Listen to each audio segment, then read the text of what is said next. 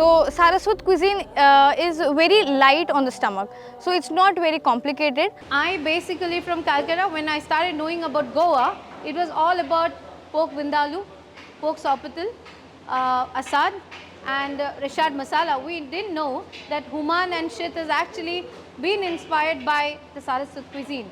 So why don't we put Goa together not only for vindaloo and not only for maybe the sopatil, but we know it for fish curry, which is inspired by the Saraswat cuisine. When you talk about Saraswat cuisine, we have the modak, which is widely known in India, but the modak with a little twist.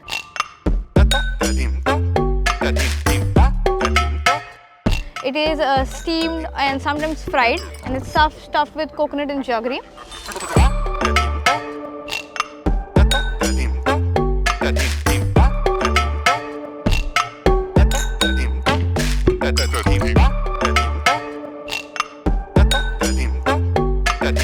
And another example is patorio, which is made in turmeric leaves. The history of culinary has been repeating itself. People have realized that food like beetroot fougatte, which incorporates a vegetable which you usually see only in salads, into a very delicious and healthy food item. Another example will be the papaya saswa. One would not fathom of papaya as a savory dish, but yet again you get to explore a lot of ingredients, a lot of vegetables in Saraswat cuisine, and that is how it has been becoming more and more famous with tourists and with the locals all around.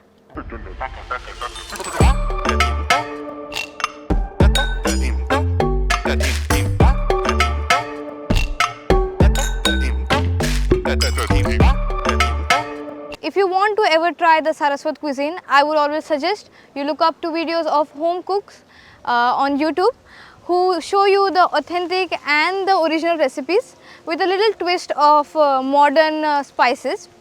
And if you are a tourist and you want to try Saraswat cuisine, the authentic taste of Goa, I would always suggest you move out of your comfort zone and try ingredients you've never tried before. Let's stop ordering the same food again and again, and let's go and dive deeper into the history of Goa through food.